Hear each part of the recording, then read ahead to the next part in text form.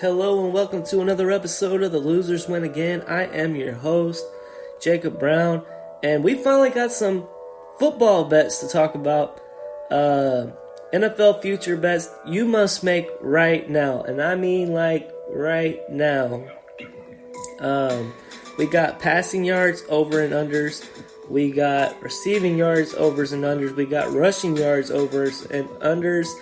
And there's just a handful of players that I saw on this list, and it's just really hard not to take these bets right here, right now. I know we still got a long ways away before the football season, but I think this is just a must-make bet. So yeah, let's go ahead and move on to it. It's right here on prizepicks. Let's get after it. But before we do, hit that like, hit that subscribe, and hit that notification bell if you want to see more content just like this here on the Losers Win Again channel. Let's all win together right now. Now we're moving on to futures receiving yards. You got Cooper Kupp on the list. Can he smash that over like he did last year, leading the league in receiving yards? Can Justin Jefferson continue the rate he has with Kirk Cousins at quarterback this year?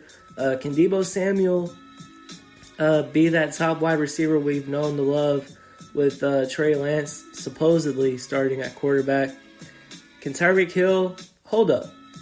I just want to mention one thing. PrizePicks hasn't even accounted for Tyreek Hill going to Miami yet. If you go on the PrizePicks app right now and you go to NFL Future Bets and you go to receiving yards, you'll see Tyreek Hill, and it will say Kansas City Chiefs still. They're accounting for Patrick Mahomes to throw to Tyreek Hill right now. And I believe we'll be talking about him very quickly here. Devontae Adams is on the list, 1,300.5. That seems about right with Derek Carr throwing him the ball. Jamar Chase. I don't know. That's one.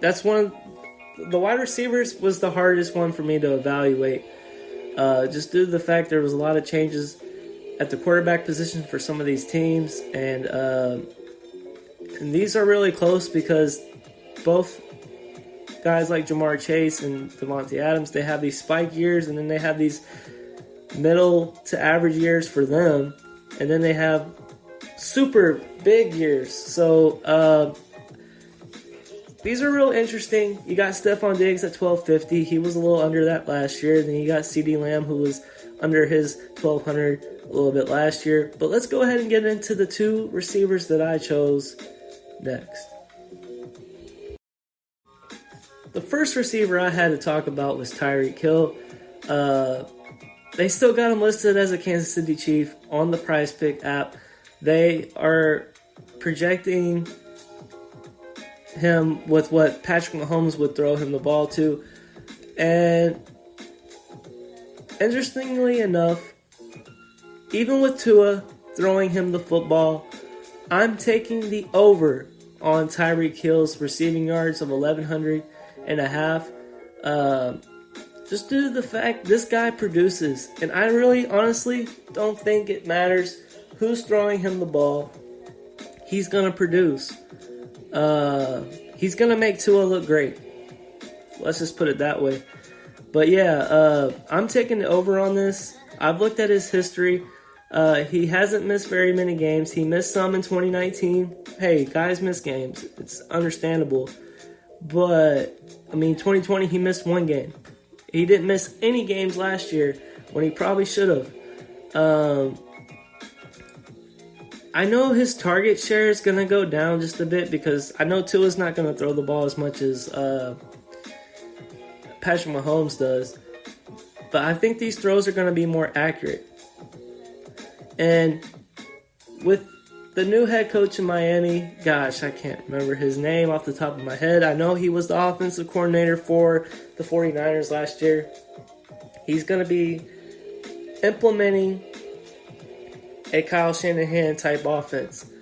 And with that Kyle Shanahan type offense, I think Tyreek Hill is going to accelerate to the highest level he's ever been.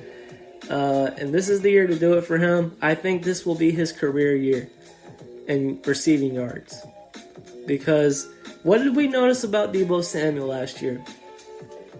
His yards after a carry were tremendous with this coach calling the plays.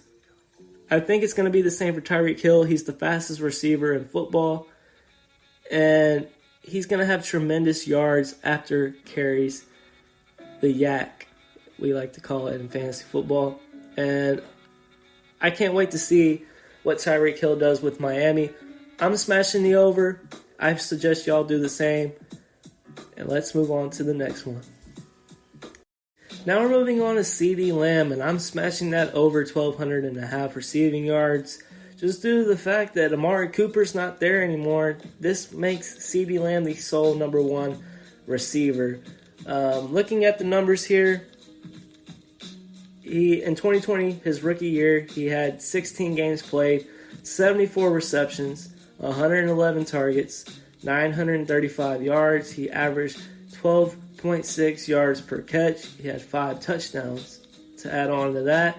And then in 2021, I was expecting a lot more from him in 2021, but he missed one game, 16 games played, 79 receptions, 120 targets, and then 1,102 receiving yards on 13.9 yards per catch. 6 touchdowns. Very impressive numbers, but it's not over 1,200. He did not get over 1,200 yards last year. But like I said, I really do think with Amari Cooper being traded basically for a bag of chips and a bottle of soda pop for a 5th and a 6th, which I just can't get over. Those yards got to go somewhere. And there's no more Amari. All you got is CeeDee Lamb, Michael Gallup, and James Washington, who they signed in free agency. I think CeeDee Lamb is going to exceed this by a wide margin. I think he's going to be in the 1,300 to 1,400 yard range. So I'm smashing the over. There's just so much opportunity for him to succeed now with no clear-cut number one receiver. Because honestly, Amari was 1A, CeeDee was 1B. Now CeeDee is standing alone in that number one wide receiver category. As long as he stays healthy, I project for him to have a tremendous 2022. So smash that over, and we'll win some money together.